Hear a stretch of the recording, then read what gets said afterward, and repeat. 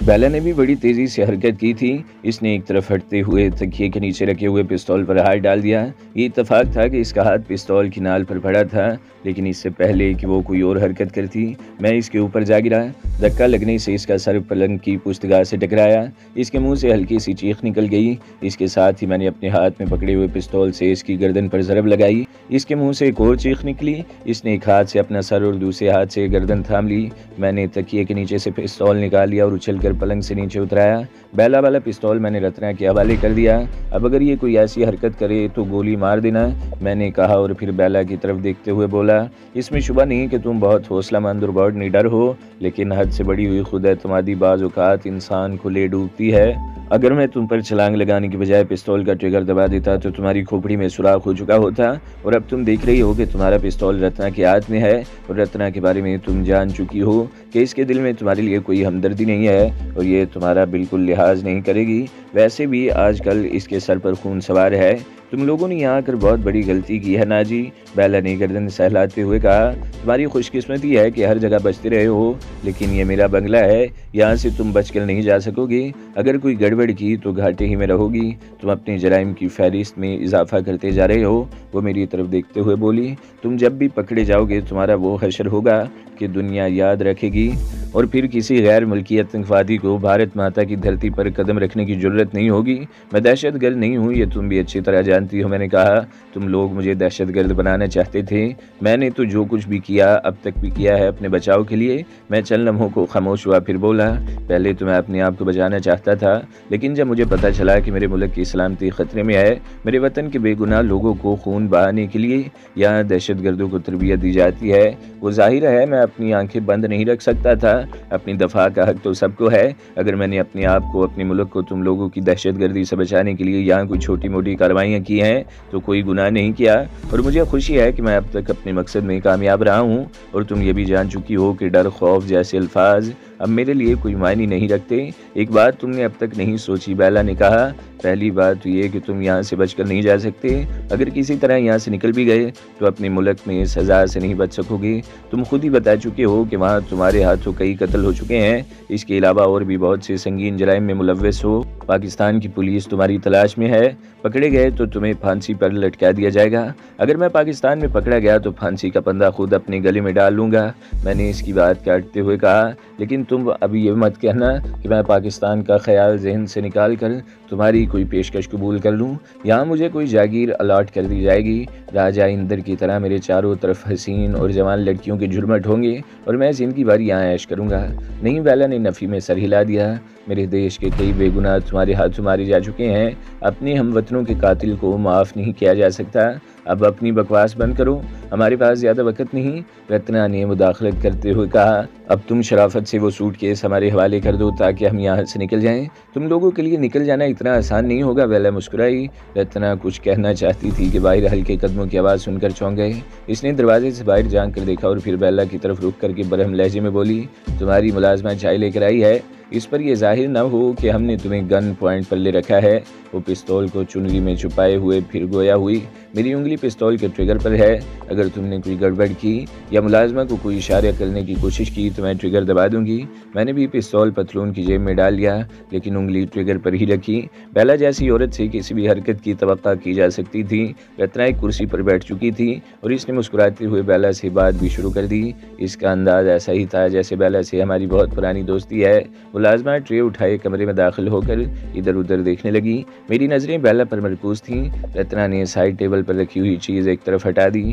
Tray यहीं रख दो बुआ, इसने मुलाजमा की तरफ देखते हुए कहा।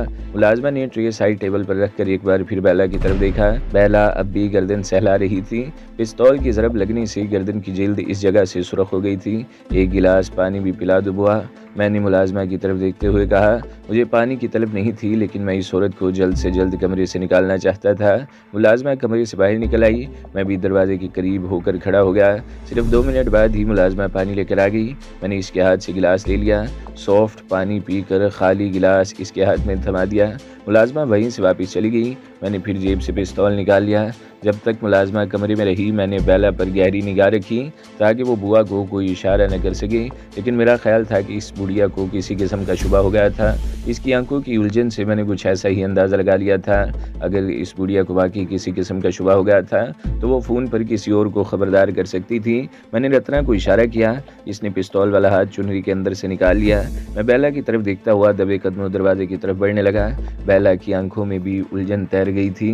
दरवाजे से निकलकर मैंने रहदरी में इधर उधर झांका और फिर दबे कदमों हॉल कमरे की तरफ चलने लगा। हॉल कमरे में कोई नहीं था। सामने वाले कमरे का दरवाज़ा चंद इंच के करीब खुला हुआ था और अंदर बत्ती जल रही थी। अंदर किसी का साया देखकर मैं तेजी से इस तरफ लपका और खुले हुए दरवाजे की ओर से झांक कर अंदर देखने लगा और इसके साथ ही मेरी कनपटियां सुलग गईं। वो दीवार की सॉकेट में टेलीफोन का प्लग लगा कर मुड़ रही थी। टेलीफोन सेट इसके हाथ में था। मेरा ख्याल है कि वो हॉल कमरे वाली टेलीफोन सेट निकाल कर कमरे में ले आई थी। वो यहाँ से फ़ोन करना चाहती थी ताकि हॉल कमरे से इसकी आवाज़ न सुनी जाए। इसने कुर्सी पर बैठकर टेलीफोन सामने रख दिया और रिसीवर उठाकर नंबर मिलाने के लिए डायल पर उंगली रखी ही थी कि मैंने धक्का मार कर दरवाज़ा खोल दिया। गुड़िया उछल पड़ी। फ़ोन का रिसीवर इसके हाथ से छूट कर गिर गया। इसके साथ ही इसके हलक से खौफनाक चीख निकल गई। खामोश। मैंने पिस्तौल की नाल होंठों पर रख कर कहा, मुझे तुम पर शुबा हो गया था। अच्छा ही हुआ मैं मालूम करने के लिए इस तरफ आ गया। अगर मुझे ख्याल ना आता तो तुम अपना काम कर गुजरी होती। किसको फ़ोन कर रही थी? तुम लोग जो कोई भी हो बेला देवी के दोस्त नहीं हो सकते। वो हकलाते हुए बोली। अगर दोस्त होती तो बेला के चेहरे पर इस तरह हवाइयाँ न उड़ रही होती। तुम्हें गलत फहमी हुई है। मैंने कहा, हम वाकई बेला के दोस्त हैं, बहुत पुरानी दोस्त। और तुम जानती हो कि जब दोस्ती बहुत पुरानी हो जाती है तो बेतकल्फ़ी इतनी बढ़ जाती है कि मजाक ही मजाक में हाथापाई भी होने लगती है। बेला से भी हमारी कुछ ऐसी ही दोस्ती है। इस वक्त बेला से मजाक कुछ ज़्यादा ही सीरियस हो गया था और बेला के चेहरे पर हवाइयाँ उड़ते हुए देखकर तुम समझी कि हम इसके दुश्मन हैं और तुम शायद पुलिस को इतला देने जा रही थी। हाँ, तुम लोग बेला के दोस्त हरगिज़ नहीं हो सकते। मुलाजमा ने कहा, तो ठीक है, आओ तुम भी इस कमरे में चलो ताकि बेला से जो भी बातें हों तुम्हारे सामने ही हों और तुम भी समझ लो कि हमारी दोस्ती या दुश्मनी की नौइयत क्या है। मैंने इसे पिस्तौल से इशारा किया। गुड़िया के चेहरे पर हवाइयाँ उड़ने लगी लेकिन वो अपनी जगह पर खड़ी रही। मैं चलने में इसे दिखता रहा। फिर एकदम चीख उठा, चलो हिलो अपनी जगह से। वो एक बार फिर उछल पड़ी। इसका चेहरा खौफ से एकदम पीला पड़ गया। इस मरतबा वो अपनी जगह से हट गई। आगे बढ़ने लगी तो बदहवासी से कुर्सी से टकरा गई। कुर्सी उलट गई। वो खुद भी गिरते गिरते बची थी। मैंने आगे बढ़कर इसे बाजू से पकड़ लिया और खींचता हुआ कमरे से बाहर ले आया। वो अब खौफ से थर थर कांप रही थी। मैं भी हॉल के वस्त में पहुंचा था कि रत्ना की चीख सुनकर उछल पड़ा। मुझे समझने में देर नहीं लगी कि बेला का कोई दाव चल गया था। बेला निहायत मकार औरत थी। इससे निमटना कोई आसान काम नहीं था। मैं बुढ़िया को घसीटता हुआ तेजी से आगे बढ़ने लगा। दरवाजे के सामने पहुंचते ही मुझे सूरत हाल की संगीनी का अंदाजा हो गया। बेला और रत्ना बेड पर एक दूसरे से गुत्थम गुत्था थी। दोनों की गिरफ्त पिस्तौल पर थी और दोनों एक दूसरे से पिस्तौल छीनने की कोशिश कर रही थी। मेरे लिए सूरत हाल ज़्यादा संगीन इसलिए भी थी कि पिस्तौल पर बेला की गिरफ्त ज़्यादा थी और इसकी उंगली भी एक ट्रिगर पर थी। पिस्तौल की नाल का रुख आहिस्ता आहिस्ता रत्ना की तरफ मुड़ रहा था। बेला नीचे थी और रत्ना ऊपर। बेला ने मुझे दरवाजे में दाखिल होते हुए देख लिया था। इस वक्त रत्ना ने इसके हाथ को ज़ोरदार झटका दिया। पिस्तौल का रुख मेरी तरफ हो गया। बेला ने ट्रिगर दबा दिया। या झटका लगने से उंगली के दबाव से ट्रिगर दब गया। इसके साथ ही कमरा एक निस्वानी चीख से गूंज उठा। मैं जल्दी से मुड़ा। मेरे साथ खड़ी मुलाजमा के बाएं गाल से खून की धार बह रही थी। बेला की पिस्तौल से निकली हुई गोली इसके चेहरे पर लगी थी। मैंने इसका हाथ छोड़ दिया और लहराती हुई धड़ाम से नीचे गिर गई। इसके साथ ही मैं उछल कर एक तरफ हट गया। अगर एक लम्हे की भी ताखीर हो जाती तो दूसरी गोली मेरा भेजा उड़ा देती। मैंने पलंग पर छलांग लगा दी और पिस्तौल के दस्ते से बेला के कांधे पर जोरदार ज़रब लगाई। बेला चीख उठी लेकिन इसने पिस्तौल पर गिरफ्त नहीं छोड़ी। मैंने दूसरी ज़रब लगाई। इस मरतबा बेला की मुट्ठी ढीली हो गई और रत्ना ने एक झटके से इसके हाथ से पिस्तौल छीन लिया। कंधे की हड्डी पर लगने वाली ज़रबे खासी जोरदार थी। बेला की मुज़ाहमत ख़त्म हो गई। रत्ना इसे छोड़कर उठ गई और इस पर ठोकरों की बारिश कर दी। इस दौरान मैंने कोई मुदाखलत नहीं की थी। बेला रत्ना की ठोकरों से पलंग से नीचे गिर गई थी। रत्ना ने भी पलंग से छलांग लगा दी और एक बार फिर इस पर ठोकरें बरसाने लगी। आखिर में बेला को बालों से पकड़कर खींचने लगी। रत्ना पर जुनून तारी हो चुका था और मुझे अंदेशा था कि वो इसे गोली न मार दे। बेला की मौत के बाद हमारा यहाँ आने का मकसद भी ख़त्म हो जाता। इस कमरे में 2 गोलियाँ चली थीं और मुझे शुबा था कि अगर फायरिंग की आवाज़ बाहर सुन ली गई होगी तो कोई गड़बड़ हो सकती है। हो सकता है कोई फायरिंग की आवाज़ सुनकर पुलिस को फ़ोन कर दे। वैसे भी इस वक्त अभी 11 भी नहीं बजे थे। यह ऐसा वक्त था कि बेला के किसी मेहमान या किसी मातहत के आने की तवक्का की जा सकती थी। बेला कुछ देर कालीन पर पड़ी अपनी चोटें सहलाती रही। फिर रत्ना ने इसे एक और ठोकर मार दी तो उठकर खड़ी हो गई। इसके सर के बाल चिड़िया के घोंसले की तरह बिखर गए थे और इसके सर को दोनों हाथों में थाम रखा था। मैंने तुम्हें पहले खबरदार कर दिया था, रत्ना के दिल में तुम्हारे लिए कोई हमदर्दी नहीं है, वो तुम्हारा कोई लिहाज नहीं करेगी। मैंने बेला की तरफ देखते हुए कहा, लेकिन तुम नहीं मानी। रत्ना को अकेले पाकर तुमने यकीनन कोई ऐसी वैसी हरकत की होगी। हरकत ये देखो, रत्ना चीखी। इस कुतिया ने मेरे ऊपर गरम गरम चाय फेंक दी थी और मुझ पर हमला कर दिया था। मैंने मुड़कर रत्ना की तरफ देखा। सीने और पेट पर से इसकी कमीज तर हो रही थी। वो बार बार कमीज को चुटकी से पकड़कर जिस्म से हटा रही थी। इसके चेहरे पर करब के आसार भी थे। अब हमारे पास ज्यादा वक्त नहीं है, मैंने बेला की तरफ देखते हुए कहा। बेहतर है कि तुम सूटकेस हमारे हवाले कर दो, हम तुम्हें छोड़कर चले जाएंगे। बसूरत दीगर तुम्हारी इस मुलाजमा के साथ तुम्हारी भी लाश पड़ी हुई नजर आएगी। वो सूटकेस मेरे पास नहीं है, बेला ने जवाब दिया। वो माल तुम लोगों ने पंडित भैरू के बंगले से हासिल किया था और वो मंदिरों का लूटा हुआ माल था जो मैंने सरकारी खजाने में जमा करा दिया। इससे पहले कि मैं कुछ कहता कोई हरकत करता, रत्ना ने आगे बढ़कर इसके मुंह पर जोरदार थप्पड़ रसीद किया।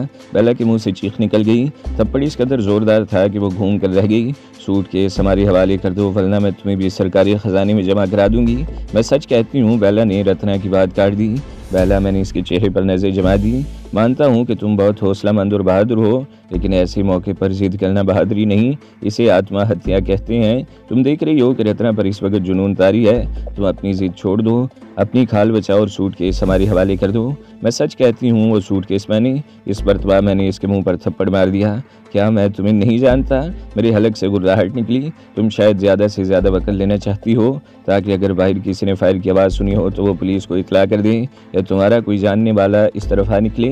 लेकिन तुम भूल गई हो कि मैं भी खतरात का आदी हो चुका हूँ और ये भी जानता हूँ कि मौत ने कई मरतबा मुझे घेरा है, लेकिन मैं हर मरतबा मौत के हिसार से निकल गया। मुझे अब कोई डर खौफ नहीं रहा।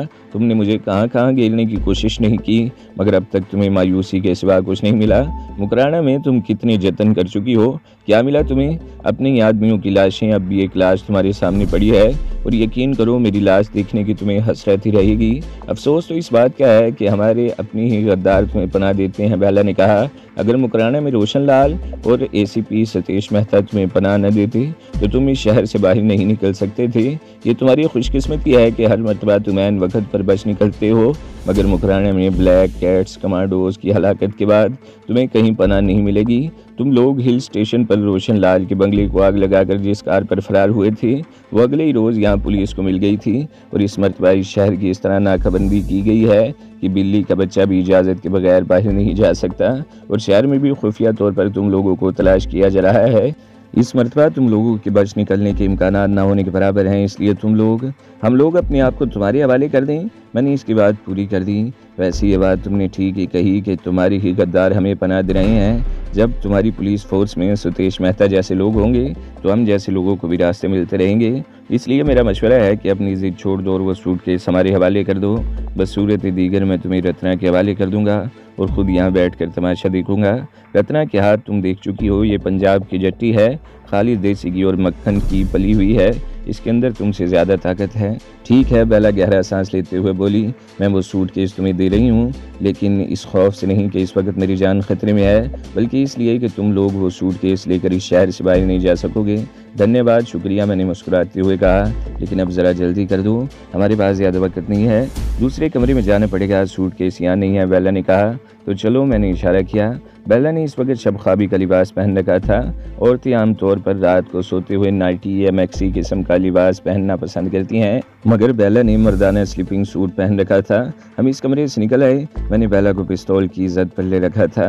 रत्ना भी खासी मोहतात नजर आ रही थी। हम इस कमरे से निकल कर एक और कमरे में आ गए। ये कमरा लाइब्रेरी के तौर पर रास्ता था। एक तरफ राइटिंग टेबल भी रखी हुई थी। शेल्फ में सजी हुई किताबें देखकर मैं बेख्तियार मुस्कुरा दिया। बेला के अदबी ज़ौक़ की दाद देना पड़ेगी। दुनिया भर के नामवर अदीबों की किताबें जमा थी इस लाइब्रेरी में।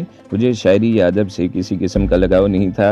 जब लाहौर में था तो कभी वक्त गुजारने के लिए लाइब्रेरी से इब्ने सफ़ी या किसी और मुसन्नफ़ की कोई जासूसी किताब ले आता था, लेकिन बेला की इस लाइब्रेरी में बाज़ पाकिस्तानी अदीबों और शायरों की किताबें देखकर मेरी आंखों में चमक सी उभर आई। एक पूरा शेल्फ अल्लामा इकबाल की किताबों से भरा हुआ था। इन किताबों को देखकर अंदाज़ा होता है कि तुम्हें पाकिस्तानी अदीब और शायर पसंद है, जबकि पाकिस्तान से तुम्हें शदीद नफरत है। मैंने बेला की तरफ देखते हुए कहा, अदीब, शायर या फनकार किसी भी मुल्क का हो, चाहे जाने के काबिल होता है। ये सरहदों की कैद से आज़ाद होते हैं और फिर फ़न तो फ़न होता है, किसी भी मुल्क का हो। मैंने बहस छेड़ने के लिए बात नहीं की थी। मैंने इसकी बात काटते हुए कहा, सूटकेस निकालो, कहाँ रखा है? बेला दाएं तरफ वाली दीवार के करीब खड़ी हो गई। एक शेल्फ में किताबों के साथ काली देवी की एक मूर्ति भी रखी हुई थी। काली की जुबान बाहर को निकली हुई थी और आंखें बिछी हुई थी, जैसे किसी अजियत में मुब्तला हो। बेला ने मूर्ति को पकड़कर धक्का दिया। इसके साथ ही वो रैक आहिस्ता आहिस्ता अपनी जगह से घूमने लगा। इस रैक के पीछे दीवार में अलमारी की तरह खिला था। बेला ने झुककर जैसे ही हाथ बढ़ाया, मैंने इसे रोक दिया। बस अब तुम पीछे हट जाओ। बेला ने घूर कर मेरी तरफ देखा। बहुत चालाक हो। वो बिड़बिड़ाती हुई एक कदम पीछे हट गई। मैं इस खिला के करीब पहुंच गया। बेला के चेहरे पर अजीब से तासरात थे। मैंने इसकी तरफ देखा तो इसने शर्ट को दोनों हाथों से पकड़कर मजीद खोल दिया। औरत होने के नाते ये इसका सबसे ख़तरनाक हरबा था। कोई और मौका होता तो यकीनन मेरी राल टपक पड़ती, लेकिन इस वक्त बेला की इस किस्म की किसी दावत से फ़ायदा उठाने का सोचना भी मौत को दावत देने के मुतरारिफ था। मैं सिर्फ मुस्कुरा कर रह गया। रत्ना ने इसकी यह हरकत नहीं देखी थी। अगर देख लेती तो शायद बेला को इसका कुछ मज़ा चखाने की कोशिश भी करती। मैं रैक हटने से नमूदार होने वाली दीवार के खिला की तरफ मुतवज्जा हो गया और फिर दूसरे लम्हे मेरी आंखें चमक उठीं। खिला ज़्यादा बड़ा नहीं था। इसमें वो सूटकेस रखा हुआ था और इसके साथ ही 2 राइफलें, चंद हैंड ग्रेनेड्स, 2 पिस्तौल, 2 रिवाल्वर और एक तलवार भी रखी हुई थी। इसलिए तुम सूटकेस खुद निकालना चाहती थी? मैंने मुड़कर मुस्कुराते हुए बेला की तरफ देखा और तुम बहुत चालाक साबित हुए। बेला भी मुस्कुरा दी। मैं तुम्हारी नस नस से वाकिफ़ हो चुका हूँ। मैंने कहा, कोई और होता तो शायद तुम्हारी इस फ्रेम में आ जाता। मैंने सूटकेस निकाल लिया और दूसरे हाथ से रैक को घुमा दिया। खट की हल्की सी आवाज़ उभरी और रैक अपनी जगह पर फिट हो गया। चलो अब उस कमरे में वापस चलो, मैंने इशारा किया। मैं आगे था, मेरे पीछे बेला और इसके पीछे रत्ना।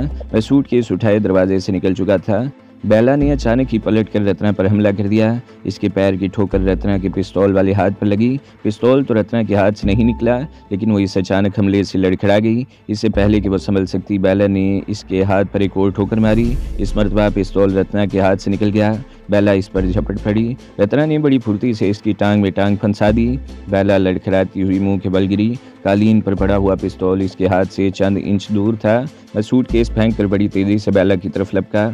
इससे पहले कि बेला पिस्तौल पर हाथ डाल सकती, मैं इसके ऊपर गिरा और इसे बालों से पकड़कर जोरदार झटका देते हुए पीछे खींच लिया। इसके मुंह से हल्की सी चीख निकल गई। मैंने बेला को पकड़कर उठा दिया और दोनों हाथ पुश्त की तरफ से इसकी बगलों पर डालकर इसकी गर्दन पर उंगलियों में उंगलियां फंसा दी। पहले तो बेला अपने आप को छुड़ाने की कोशिश करती रही, फिर इसने अपने जिस्म को ढीला छोड़ दिया। जोर आजमाई की सूरत में इसकी गर्दन की हड्डी टूट सकती थी। तुम बाज नहीं आओगी, मैंने गुर्राते हुए कहा। मेरे हाथों का जरा सा झटका तुम्हारी गर्दन तोड़ देगा। अगर मेरा जुमला मुकम्मल नहीं हो सका, रत्ना ने इस पर घोंसों की बारिश कर दी। बेला चीखती रही। वो पूरी तरह मेरी गिरफ्त में थी, अपने बचाव के लिए कुछ कर भी नहीं सकती थी। अब बस करो रत्ना, मैंने कहा। तुम वो सूटकेस उठाओ, मैं इसे लेकर दूसरे कमरे में जा रहा हूँ। रत्ना हाँप गई थी। वो चंद लम्हे गहरे गहरे सांस लेती रही। फिर इसने पहले अपना पिस्तौल उठाया और बाहर आकर सूटकेस उठा लिया। मैं उल्टे कदमों बेला को घसीटता हुआ दूसरे कमरे में आ गया और बेला को पलंग पर फेंक दिया। मैं तुम्हें आखिरी वार्निंग दे रहा हूँ, मैंने बेला को घूरते हुए कहा। अब अगर तुमने बहादुरी दिखाने की कोशिश की तो इस पिस्तौल की सारी गोलियां तुम्हारे सीने में उतार दूंगा। जब भी मौका मिलेगा इससे फ़ायदा उठाने की कोशिश ज़रूर करूंगी। बेला ने गहरे गहरे सांस लेते हुए कहा। तुम ही ने तो कहा था कि अपना दिफा करना हर शख्स का हक है। मैं आखिरी लम्हों में अपना दिफा ज़रूर करूंगी। ठीक है, कोशिश करती रहो, लेकिन अंजाम की जिम्मेदार तुम खुद होगी, मैंने कहा और फिर रत्ना की तरफ देखते हुए बोला, कोई रस्सी वगैरह तलाश करो। रत्ना ने कमरे में इधर उधर देखा और फिर बाहर चली गई। इसकी वापसी 2 मिनट बाद हुई। इसके हाथ में 2 रस्सियाँ थीं। अब भी अपने दिफा का हक इस्तेमाल करोगी या शराफत से हाथ बंधवा लोगी, मैंने बेला की तरफ देखते हुए कहा और पलंग पर चढ़ गया। बेला ने बड़ी शराफत से दोनों हाथ पुष्ट पर बंधवा लिए। दूसरी रस्सी से मैंने इसके दोनों पैर भी बांध दिए। बेला ने बड़ी शराफत से दोनों हाथ पुष्ट पर बंधवा लिए। दूसरी रस्सी से मैंने इसके दोनों पैर भी बांध दिए। तो दोस्तों, अगली किस्त सुनने के लिए हमारे चैनल को ज़रूर सब्सक्राइब करें, वीडियो को लाइक करें और बेल के आइकन पर भी क्लिक कर दें, ताकि हर जो आने वाली वीडियोज़ हैं वो आपको सबसे पहले मिलती रहें।